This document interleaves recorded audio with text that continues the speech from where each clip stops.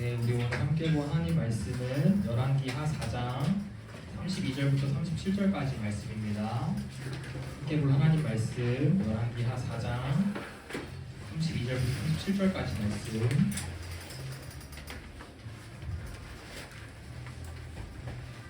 오늘 본문은 수냄 여인의 이야기인데 우리는 오늘 본문을 통해서 이 죽음을 살리는 것의 공식, 죽음을 이기는 것의 공식을 함께 좀 살펴보려고 합니다. 그래서 우리 먼저 한 절씩 교독하고 말씀 살펴보도록 하겠습니다. 32절부터 제가 먼저 읽겠습니다. 엘리사가 집에 들어가 보니 아이가 죽었는데 자기의 침상에 눕혔는지라.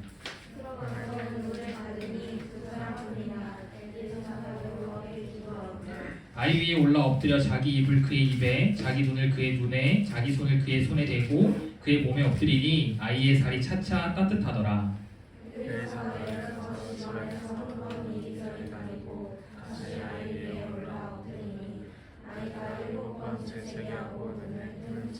엘리사가 게하시를 불러 저 수냄 여인을 불러오라 하니 곧 부름에 여인이 들어가니 엘리사가 이르되 내 아들을 데리고 가라 하니라. 여인이 발 앞에서 땅에 엎드려 절하고 두 아들을 안고 나가니라. 아멘.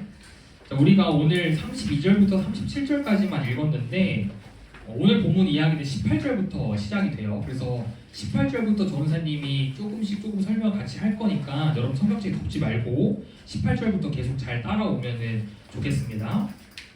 오늘 본문을 통해서 우리 이제 수냄 여인의 믿음 행동을 볼 수 있는데 전도사님은 오늘 본문 가운데 총 6가지의 이 수냄 여인의 믿음 행동을 찾았어요. 그래서 6가지 믿음 행동을 살펴보기 전에 오늘 본문이 작성된 기록된 배경을 좀 먼저 살펴보고 좀 넘어가면 좋겠습니다. 어제 본문에서요, 엘리사가 수냄 여인이 섬겨준 음식을 먹게 돼요. 그리고 수냄 여인은 이 엘리사가 하룻밤 묵을 수 있는 방도 마련해 줍니다. 그래서 엘리사가 그 고마운 마음을 대접하고자 너가 원하는 거 있으면 내가 다 들어주겠다라고 합니다.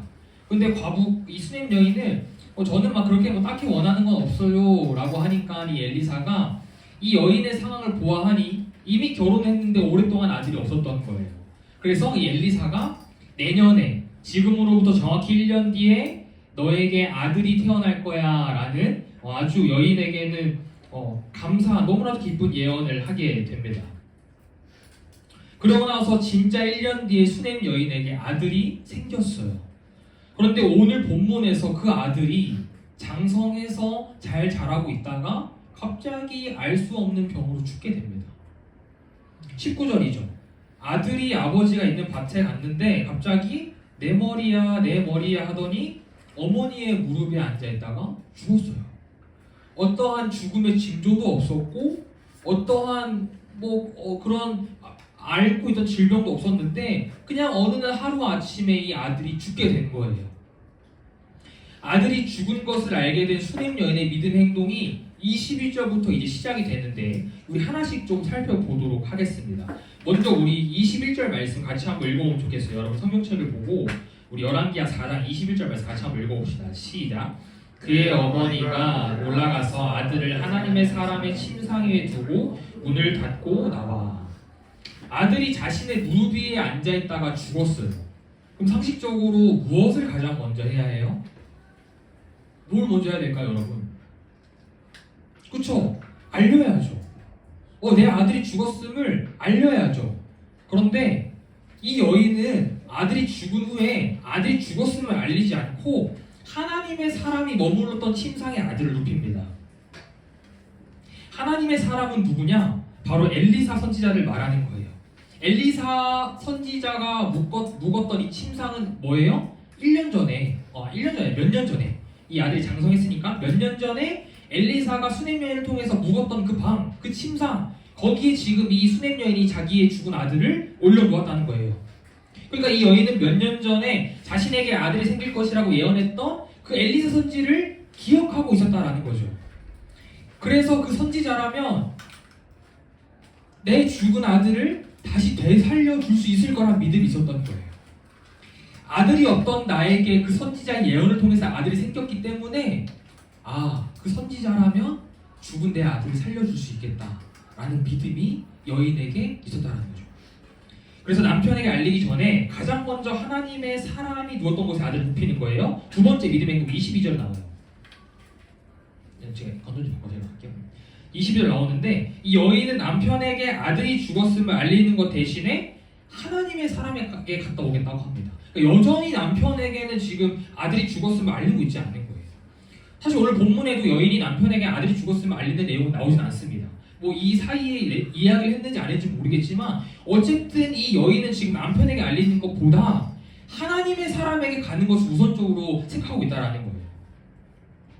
이것은 당시 상황으로 봤을 때 상당한 믿음의 행동인데요. 왜 그러냐면 당시에 하나님의 사람, 즉 선지자를 찾는 날은 매월 첫날인 초하루 혹은 안식일이었어요. 그런데 이 남편의 이야기를 보아하니 22절 남편의 이야기를 보아하니 23절 죄송해요. 23절 남편 이야기를 보아하니 남편이 초하루도 아니고 안식일도 아닌데 어떻게 하나님의 사람에게 가려고 하느냐라고 남편이 이 여인에게 이야기하는 거예요. 그러니까 이 여인은 지금 하나님의 사람을 찾아갈 날이 아님에도 불구하고 하나님의 사람을 찾아가기로 결단합니다. 그리고 세 번째는 23절 하반절에 있어요.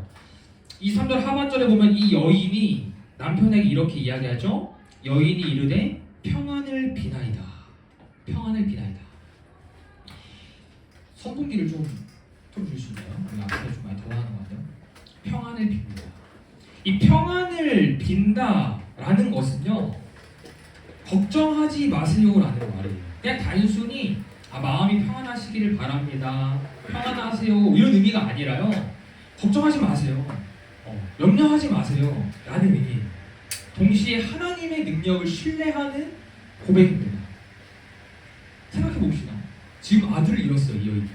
남편에게 걱정하지 말라고 오히려 남편에게 걱정하지 말라고 이야기하는 거예요.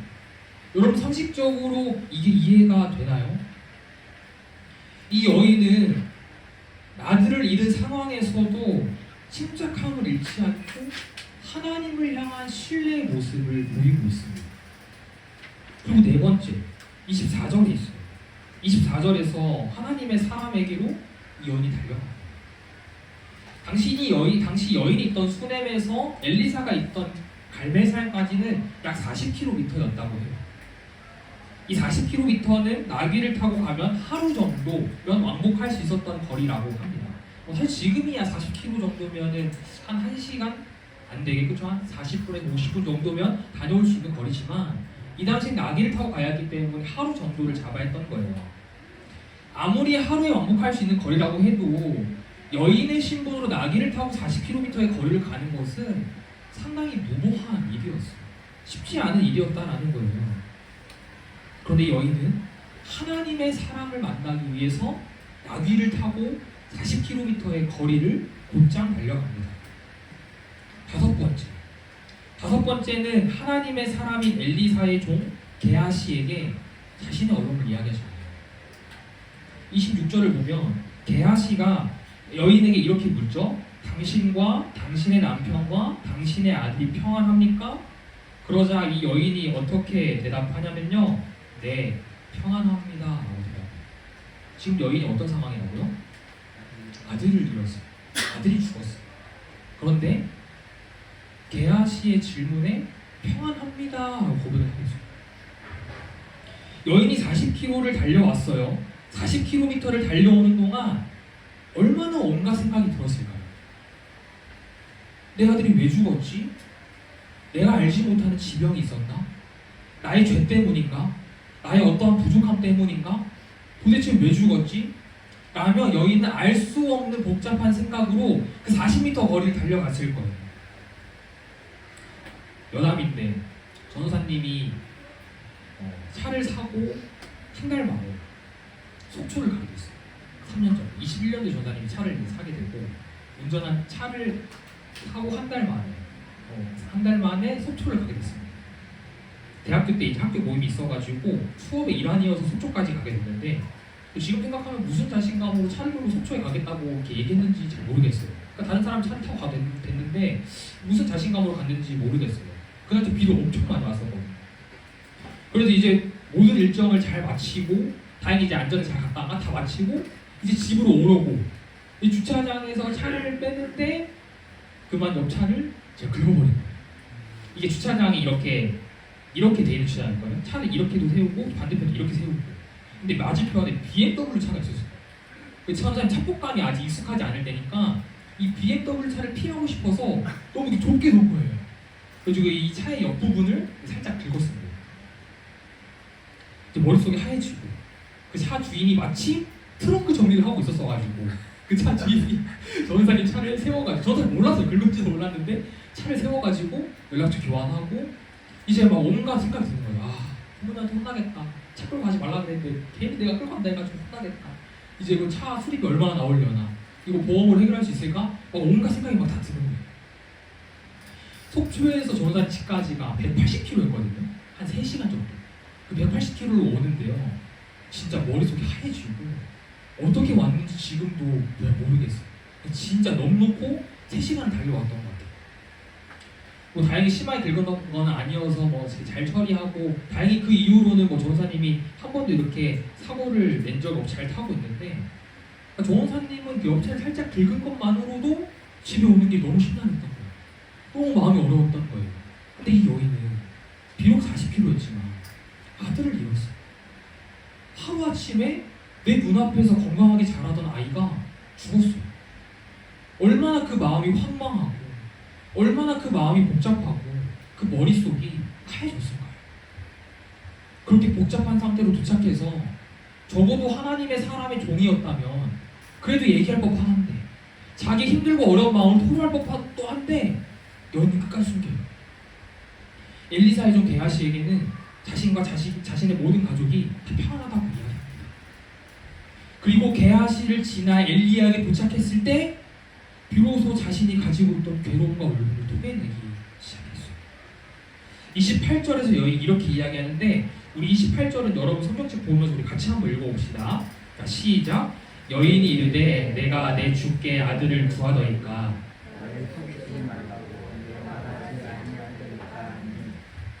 여인이 이제서야 자신의 마음에 있는 진짜 속마음을 이야기합니다. 엘리사, 당신이요, 제가 아들을 원한다고 했나요? 저 아들 원한다고 한 적 없어요. 근데 당신이 그냥 고맙다고 나한테 아들을 준 거잖아요. 내가 그때도 분명히 장난치지 말라고, 농담하지 말라고, 어떻게 내가 지금 아들을 얻게 되냐고 그렇게 이야기했는데 결국에는 나에게 이 아들을 줘서 왜 이 아들 잃은 슬픔을 더 강하게 느끼게 합니까? 라고 이 여인이 드디어 자신의 감정을 마주하게 된 거예요.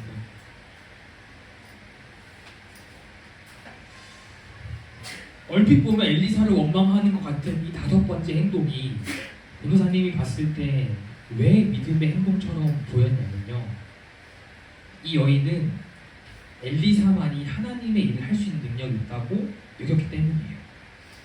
자신은 말도 안 된다라고 생각했지만 결국에는 그 말도 안 되는 일, 아들이 태어나는 일이 현실이 됐어요. 그렇기 때문에 이 여인은 원망하고 따지는 것도 엘리사가 아닌 다른 사람에게는 절대 하지 않고 오직 하나님의 능력대로 할 수 있는 이 엘리사에게만 해야 된다고 생각했던 거예요. 그러니까 이 여인의 마음의 속내에는 엘리사를 통해 일하신 하나님의 능력을 신뢰하는 믿음이 있었다는 거예요. 그러니까 정리를 하면 이 여인 마음 깊숙이에는 하나님의 사람이었던 엘리사면 나의 아들을 충분히 살릴 수 있다라는 믿음이 깔려 있었음을 우리가 볼 수 있다라는 것이죠. 그렇기 때문에 엘리사에게 매달렸던 거예요. 마지막 6번째가 바로 그 믿음의 행동이죠. 6번째 믿음의 행동은 이 여인이 오직 하나님의 사람 엘리사만 필요합니다 고백해요. 엘리사가 이제 그 여인의 속마음을 듣고 자신의 종 게하시를 보냅니다. 자신의 지팡이를 직접 주어서 게하시에게 너가 가서 그 죽은 아들 위에 나의 지팡이를 올려주어라 라고 이야기를 해요. 그때 여인이 이렇게 말하죠. 30절 말씀이에요. 한번 보세요. 아이의 어머니가 이르되 여호와께 살아계신가 당신의 영혼을 살아계심을 두고 맹세하노니 내가 당신을 떠나지 아니하리이다. 여인이 엘리사를 떠나지 않겠다고 합니다. 무슨 뜻이에요? 당신의 종 게하시가 내 아들에게 가도 나는 당신이 움직이는 거 아니면 여기서 한 발자국도 안 움직일 거예요. 당신이 나와 함께 가주셔야 돼요. 당신만이 내 아들을 고칠 수 있어요 라는 여인의 믿음의 행동이었다라는 거예요. 이 말을 들은 엘리사가 결국에는 일어나 여인을 따라가니라. 여인과 함께 여인의 집에 가게 됩니다. 엘리사의 종이었던 게하시가 먼저 가서 엘리사가 시킨 대로 죽은 아들 위에 엘리사의 지팡이를 내려놓아요. 그때 이 아들이 살았을까요? 아니면 그대로 죽어 있었을까요? 맞아요. 그대로 죽어 있었어요. 아무런 미동도 없었어요. 그런데 뒤이어 도착한 엘리사가 자신이 누워있던 그 침상에 죽은 아들이 눕혀져 있는 것을 보게 됩니다. 이제 그게 오늘 본문의 시작이죠. 그리고는 문을 닫은 후에 엘리사가 하나님께 기도를 해요. 기도한 후에 어떤 행동을 하죠? 우리 34절 말씀, 본문 말씀 34절 같이 한번 읽어봅시다. 시작. 아이 위에 올라 엎드려 자기 입을 그의 입에, 자기 눈을 그의 눈에, 자기 손을 그의 손에 대고 그의 몸에 엎드리니 아이의 살이 차차 따뜻하더라. 아이 위에 올라가서 엎드려요. 완전히 포개지도록 엎드립니다. 그러자 죽었던 아들의 살이 조금씩 따뜻해지기 시작하죠. 그런데 아직 완전히 살아난 것은 아니었어요. 그래서 엘리사가 아이의 몸에서 내려가 집을 이리저리 한번 돌아다닌 후에 다시 아이의 몸에 자신의 몸을 포갭니다.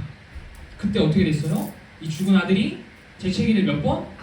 그렇죠. 7번 하면서 깨어나요. 눈을 뜹니다. 죽었던 아들이 살아나는 순간이죠. 엘리사는 종 게하시를 통해 수냄 여인을 불렀고 수냄 여인에게 너의 아들을 데리고 가라 라고 함으로 오늘 본문이 끝이 납니다. 여러분, 혹시 지금까지 여인의 행동과 엘리사 행동을 통해서 죽음을 살리는 것의 공식을 발견했나요? 혹시 발견하시고 있나요? 죽은 것을 살리는 것의 공식은 믿음과 기도, 믿음과 기도. 여인의 믿음의 행동과 엘리사의 기도가 함께 수반됐을 때 이 죽은 아들이 살아났어요. 그리고 이 공식이 그대로 이어진 본문이 성경에 또 하나 있어요. 바로 요한복음 11장에 죽은 나사로가 부활하는 사건입니다. 우리 올해 부활절 연극 때 우리 선생님들 열연하신 거 혹시 기억나요, 여러분? 기억나요? 우리 부자이사님 막 명함 막 나눠주시고 우리 지역생 막 춤추고 막 기억나요? 나사로가 죽은 지 4일이 지났어요. 4일이면 장례도 이미 다 끝났을 시간이에요. 그렇죠? 그리고 이미 시체에서는 썩은 냄새가 진동을 하고 있어요. 그런데 그때가 되어서야 주님이 오셨던 거예요.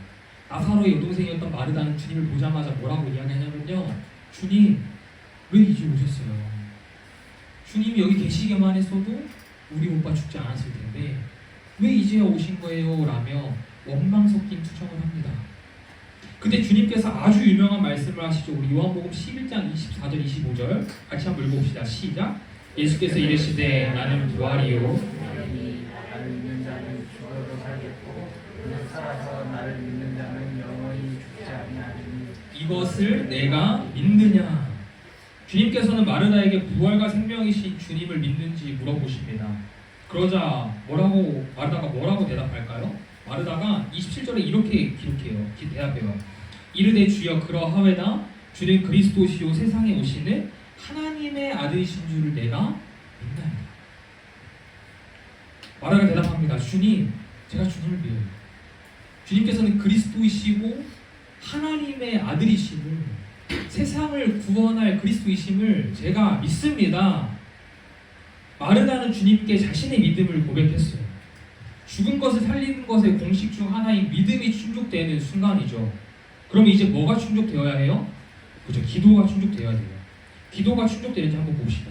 요한복음 11장 41절 42절 같이 한번 읽어봅시다. 시작. 아버지여 내 말을 들으신 것을 감사하나이다. 항상 내 말을 들으시는 줄을 내가 알았나이다. 그러나 이 말씀하고 것을 둘러선 무리를 위함이니 곧 아버지께서 나를 보내신 것을 그들로 믿게 하려 함이니이다. 주님께서 하시는 기도의 내용이에요. 주님께서 나사로를 살리시기 전에 하나님께 하는 기도의 내용이에요. 나의 말을 들어주신 하나님 감사합니다. 아버지께서 나를 보내신 것이 지금 나에게 허락하신 이 사건이 지금 이 자리에 있는 사람들로 하여금 나를 믿게 하는 일인 줄을 내가 믿습니다라고 기도하십니다. 그리고는 주님께서 나사로를 향해 이렇게 외치시죠. 나사로야 나오너라. 그러자 나사로가 배와 수건에 둘러싸인 채 걸어 나옵니다. 죽었던 나사로가 시체 냄새가 진동하던 썩은 시체 냄새가 진동하던 나사로가 다시 살아났어요. 요한복음 11장에서의 죽음을 살린 것의 공식 역시 믿음과 기도입니다. 그런데요, 죽은 아들을 살린 엘리사와 죽은 나사로를 살리신 주님과의 모습에는 차이점이 존재합니다. 오늘 본문과 요한복음 11장에서의 공식은 동일한데요, 죽은 아들을 살린 엘리사와 나사로를 살리신 주님 사이에는 차이점이 존재해요. 혹시 설교를 들으면서 찾은 친구들인가요? 전사님 두 가지를 찾아봤어요. 먼저 첫 번째, 엘리사가 죽은 아들을 살리고 나서 죽은 아들을 살릴 때 기도를 한 후에 어떤 행동을 하죠? 죽은 아이의 몸에 그래서 자신의 몸을 완전히 포갭니다. 그런데 그걸로도 부족해서 어떻게 해요? 다시 내려와서 집을 이리저리 돌아다닌 다음에 다시 몸을 포개요. 그러다 죽은 아들이 살아났어요. 주님은요? 주님께서는 하나님께 기도하시고 나서 어떻게 하셨어요? 나사로를 향해 나사로야 나오너라. 주님께서는요, 엘리사처럼 어떤 행동을 하지 않으셨어요. 엘리사의 기도를 한 후에 여러 행동을 수반해야 했어요. 그 행동을 해야만 하나님의 능력을 통해서 죽은 아들을 살릴 수 있었어요. 그런데 우리 주님은 어떤 행동도 필요가 없었던 거예요. 그냥 말씀만 하시니까 그냥 그 말씀만으로 죽은 나사로를 살리셨습니다. 이게 무슨 의미예요? 온 세상을 말씀으로 창조하신 우리 하나님께서 죽음도 말씀 하나로 통제하실 수 있다는 거예요. 죽음과 생명도 주님께서 말씀하시면 죽은 자도 다시 살아날 수 있다라는 거예요. 물론 엘리사가 행동도 너무나도 놀라운 거죠. 하나님께서 엘리사에게 하나님의 능력을 주셨기 때문에 가능했던 일이에요. 하지만 우리 주님은, 우리 주님 자체가 능력이 있으시기 때문에 우리 주님은 말씀만으로도 죽은 나사로를 살리실 수 있었던 겁니다. 그리고 또 한 가지 차이점은 무엇일까요? 엘리사가 죽은 아들을 살리고 난 후에, 그 기적을 베푸고 난 후에 그 뒤에 어떠한 것이 기록된 게 아무것도 없어요. 그냥 그렇게 그 사건은 끝이 납니다. 그런데 우리 주님께서는 죽은 나사로를 살리신 후에 또 어떤 사건이 기록되어 있죠? 죄 때문에 죽은 인간들, 죄 때문에 죽어야 할 인간들을 대신해서 직접 죽으셨어요. 죽은 인간들, 그리고 죽어야 할 인간들을 위해서 스스로 이 땅에 성육신하셔서 사람의 몸으로 오셔서 직접 죽으셨어요. 그리고 죽은 것으로 끝나지 않으시고요, 그 죽음을 이기시고 부활하셨어요. 주님께서 죽음과 생명의 주인 되심을 다시 한번 보여주는 장면입니다. 사랑하는 여러분, 우리 주님은 죽음과 생명의 주인 되시는 분이세요. 죽음도 이기실 수 있고 죽은 자도 말씀만으로 살리실 수 있는 분이십니다. 이것을 믿는 여러분들이 되기를 주님의 이름으로 축복합니다. 그렇다면요, 주님께서 우리의 어떠한 것을 살리는 데에 관심이 있으실까요? 주님께서 죽은 자를 말씀으로 살리시고 심지어는 죽은 인간들, 죽어야 할 인간들을 위해 스스로 죽으셨는데 주님께서는 무엇을 살리시기 위해서 그렇게 직접 죽으셨을까요? 주님께서는 왜 스스로 죽으시면서까지 우리를 살리신 걸까요? 왜 우리에게 죽음을 살리는 공식을 알려주신 걸까요? 혹시 여러분들 가운데 전사님, 저의 성적이 죽어 있습니다. 심폐소생술을 해도 살아날 것 같지 않아요 하는 친구들, 나의 성적을 살리기 위해서, 혹은 죽어있는 나의 관계, 나의 막막한 미래, 해결되지 않는 나의 가정 상황, 환경들, 이것들 살리기 위해서 주님께서 이 땅에 인간의 몸으로 오셔서 죽으신 걸까요? 아니에요. 주님께서는 죽어있는 나의 영혼을 살리시기 위해서 이 땅에 오셔서 죽은 거예요. 내 영혼이 죄 때문에 하나님과 교제할 수 없으니까 그거 해결해 주시려고 이 땅에 오셔서 죽으신 거예요. 그래서 주님의 관심은요, 다른 데 있지 않고 죽어있는 여러분의 영혼에 있어요.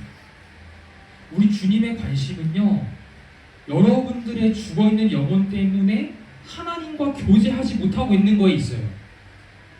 혹여라도 하나님이 말씀하시는 거 못 들을까봐, 혹여라도 죽어있는 영혼으로 인해서 마음에 기쁨 없이 신앙생활을 할까봐, 혹여라도 죽어있는 영혼 때문에 아무리 예배를 드리고 아무리 신앙생활을 해도 회의감을 느낄까봐, 그래서 여러분들을 위해 죽으신 거예요. 여러분들 하나님과 더 친밀하게 교제하라고, 하나님 말씀 하나도 놓치지 말라고, 늘 기쁨으로 교회에 나와서 예배 드리고 신앙생활 하라고, 그것 때문에 죽으신 거예요. 그런데 우리의 관심은 어디에 있나요? 정작 그 생명을 받은 여러분들의 관심은 어디에 있습니까? 여러분 안에 어떠한 것이 죽어 있을 때 탄탄하고 괴로워하나요?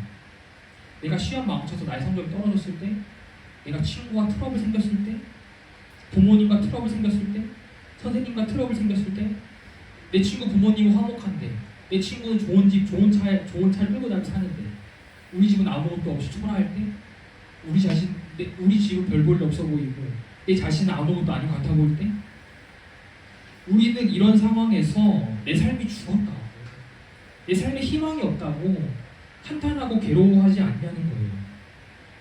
우리가 진짜 한탄하고 괴로워야 할 순간은요, 내 영혼이 죽어있을 때예요. 내 영혼이 죽어있을 때. 물론 현실적인 문제들이 어긋날 때도 한탄스럽고 괴롭죠. 힘이 들죠. 그런데 우리는 이미 영원한 하나님 나라를 약속받은 자들이, 이미 영원한 하나님의 나라를 가지고 사는 자들이에요.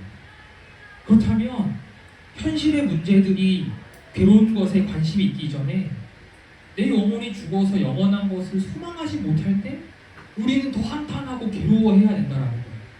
왜요?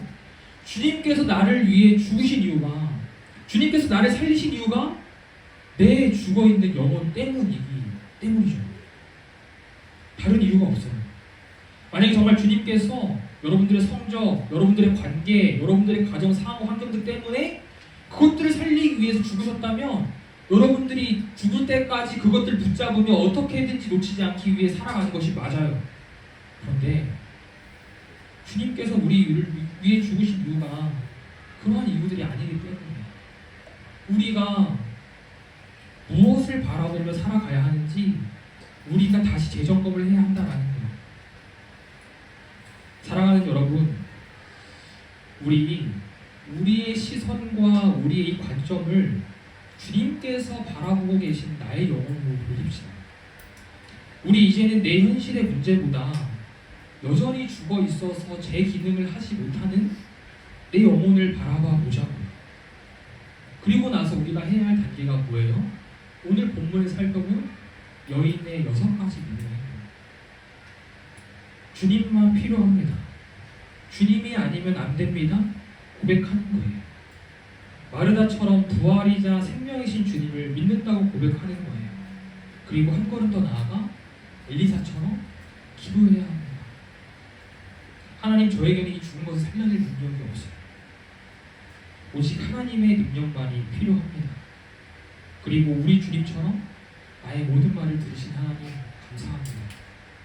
나의 영혼을 살리시는 주님의 그 일을 통해서 내가 주님을 믿는 믿음이 더 견고하게 해주세요라고 기도할 수 있어야 해요. 사랑하는 여러분, 학교와 학원 그리고 가정에서 여러분들의 영혼이 죽어감을 수없이 경험하고 있죠. 수없이 무너지고 수없이 패배하고 수없이 메말라감을 경험할 줄 알아요. 그럴 때마다 오늘 우리가 함께 살펴본 이 2가지 공식을 함께 기억합시다. 2가지 공식이 뭐라고? 믿음과 기도. 죽은 것을 살리는 것의 공식은 믿음과 기도예요. 약 3000년 전 그리고 약 2000년 전에 죽은 것을 살리는 그 사건은 그때의 사건만으로 끝나지 않아요. 하나님께서 엘리사를 통해 죽은 아들을 살리시고 주님께서 죽은 나사로를 살리시고 그리고 직접 죽으셔서 다시 살아나셨다는 것은요, 오늘 2024년을 살아가는 우리 역시 하나님께서 동일하게 살려주실 것이라는 약속의 메시지인 줄 믿습니다. 여러분들 마음 가운데 이 거부할 수 없는 하나님의 강력한 약속의 메시지가 마음 깊숙이 새겨지게 되기를 주님의 이름으로 축복합니다. 그래서 한 주간 나의 영혼을 살리시는 주님을 경험하고 다음 주에 주님께서 내 영혼을 살리셨음을 간증하며 우리 기쁜 모습으로 만나면 좋겠어요. 다음 주가 아니죠. 다음 주 정상이 없으니까 다 다음 주에 우리가 2주 동안 그 두 가지 공식을 통해서 하나님께서 내 영혼을 살려주셨습니다. 죽어있던 내 영혼, 침체되어 있던 내 영혼, 막막하고 미래가 없던 내 영혼 하나님께서 살려주셨습니다. 그래서 제가 너무 기뻐요. 너무 행복해요. 이 고백이 우리 가운데 넘쳐나는 2주간의 삶이 되기를 다시 한번 주님의 이름으로 축복합니다. 그래서 오늘 말씀과 같은 귀한 은혜를 여러분들이 경험하고 또 삶으로 살아내는 그런 한 주가 되기를 주님의 이름으로 축복합니다. 같이 한번 결단 찬양 크고 놀라운 사랑 다시 한번 고백하면서 나아갑시다.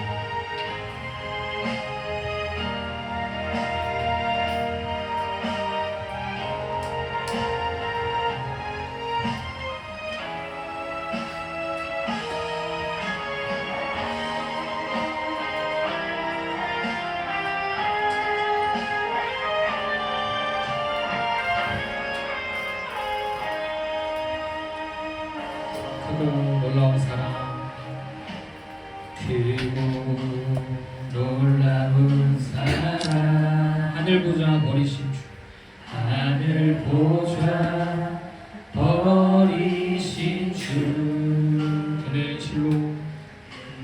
실로 왕이셨지만 영광 버리고 이 땅에 오셨네. 자기 몸을 비워 자기 몸을 비워 종의 모습을 갖추시고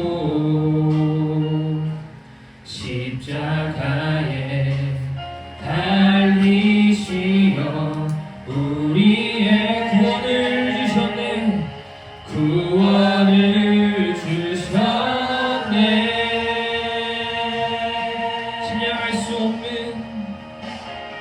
침략할 수 없는 그 사랑 바다보다 더 깊고 하늘보다 더 넓은 그 사랑 어떤 말로도 표현할 수 없는 그 사랑 하나님 아버지 사랑 나를 살게 하는 은혜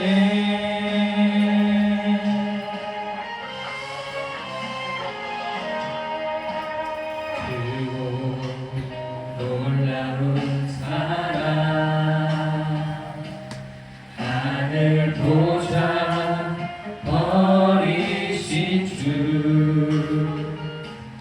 그는 실로 왕이셨지만 영광 버리고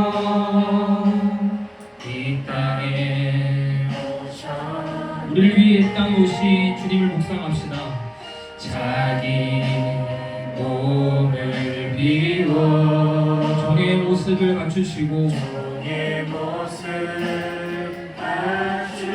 우리 주님께서는 십자가에 달리셨어요.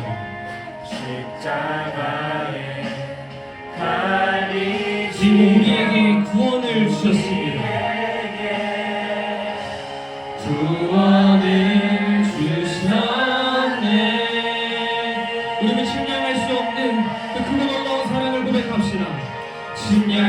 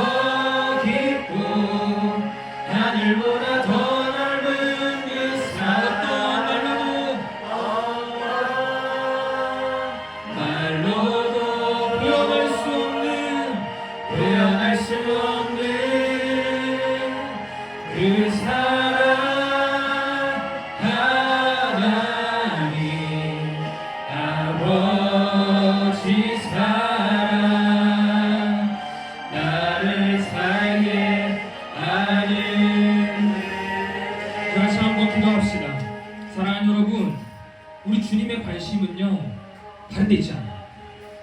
우리 주님께서 바라보고 있는 것은요 여러분들이 죽어있는 영혼이에요. 죄 때문에 죽어있고 죄 때문에 죽어야 하고 죄 때문에 죽을 수밖에 없는 우리의 영혼을 살리는 데 관심이 있으세요. 그래서 이 땅에 오셔서 죽으신 거예요. 사랑하는 여러분, 여러분의 영혼의 상태는 어떠합니까? 심체되어 있지 않습니까? 여러분들의 영혼의 상태가 하나님의 말씀을 가리우고 하나님의 말씀 듣지 못하게 하고 하나님과 교제하지 못하도록 여러분들의 영혼의 호흡이 끊어져 있지는 않냐는 거예요. 여러분들 한 주간의 삶을 되돌아봅시다. 말씀 얼마나 보고 있습니까? 큐티 얼마나 하고 있어요? 기도 얼마나 하고 있어요? 평소에 하나님 생각 얼마나 하고 있습니까? 여러분 우리 다시 살아납시다. 여러분 우리 나의 영혼을 살리신 주님과 함께 다시 하나님과 교제 회복합시다. 네. 우리 이 시간 같이 한번 기도할 때 하나님 저 영혼이 죽었어요. 죽은 사람도 살리신 하나님, 믿음과 기도만 있으면 살려주겠다고 하신 하나님, 이 시간 나의 영혼을 살려주시옵소서.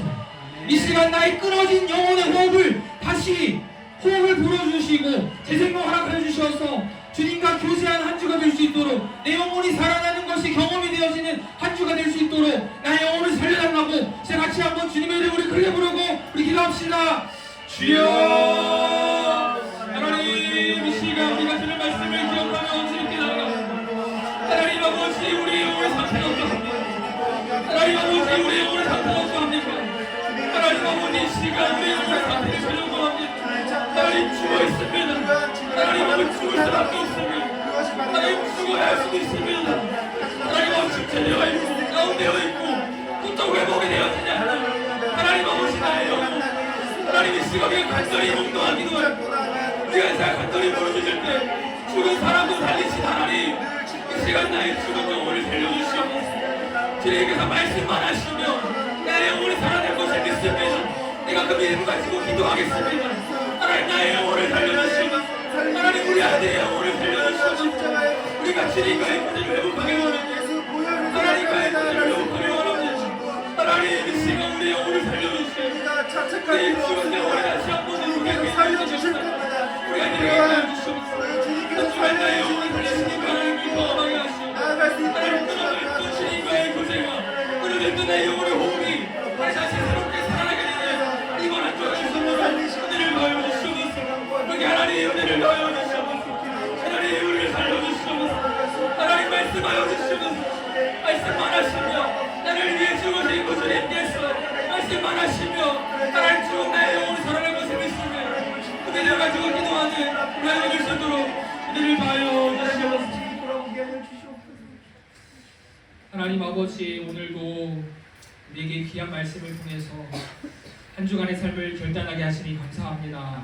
하나님 우리의 영혼의 상태를 점검합니다.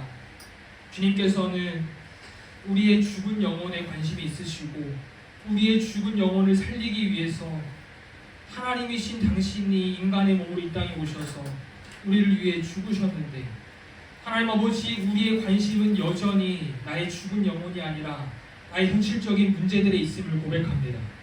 하나님 아버지 우리가 주님께서 말씀만 하시면 나의 영혼이 살아날 것을 믿습니다. 그리고 그 믿음을 가지고 기도합니다. 하나님 이 믿음과 기도의 공식을 가지고 주님 앞에 나아갈 때 사랑하는 우리 아이들 그리고 사랑하는 선생님들 죽어있는 영혼이 소생케 되는 역사가 있게 하여 주시옵소서. 그래서 한 주간 나의 영혼을 살리시는 그 주님을 경험하며 다시 한 번 더 주님을 예배하는 것이 기쁨이 되어지는 주님과 교제하는 것이 기쁨이 되어지는 우리 하원이 우리 청소년 공동체가 되기를 소망하오며 모든 말씀 살아계신 예수님의 이름으로 기도합니다. 아멘. 이 주기도 말씀으로 9월 둘째 주 청소년 주일 마치도록 하겠습니다. 하늘에 계신 우리 아버지, 아버지의 이름을 거룩하게 하시며 아버지의 나라가 오게 하시며 아버지의 뜻이 하늘에서와 같이 땅에서도 이루어지게 하소서. 오늘 우리에게 일용할 양식을 주시고 우리가 우리에게 잘못한 사람을 용서하여 준 것 같이 우리 죄를 용서하여 주시고 우리를 시험에 빠지지 않게 하시고 악에서 구하소서. 나라와 권세와 영광이 영원히 아버지의 것입니다. 아멘.